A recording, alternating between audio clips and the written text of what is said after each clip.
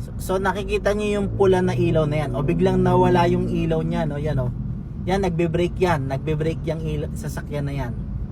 So yung bright red na yan, yan yung brake light. Ibig sabihin nagbe-brake yung sasakyan. Yan, o. Pag nawala yung bright red na yan, binibitawan niya yung brake.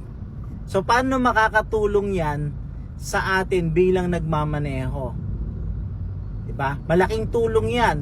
Pag wala kang bright red, nag-brake ka, papahinto na yung sasakyan mo, yung nasa likod, hindi mawawarningan, nahihinto ka na o magbabagal ka.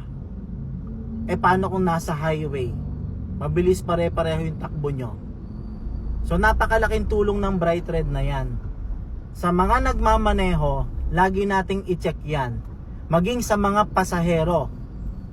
Kung ang driver, so kung nagmamaneho ka na tumatakbo na yung sasakyan, kasunod natin yung sasakyan na nag-bright red na, hindi na tayo basta maggagas. Aalalay ka na sa pagtakbo, aalalay ka na ng preno. Kung hindi ka man aapak sa preno, ikaw ay nakaabang sa preno.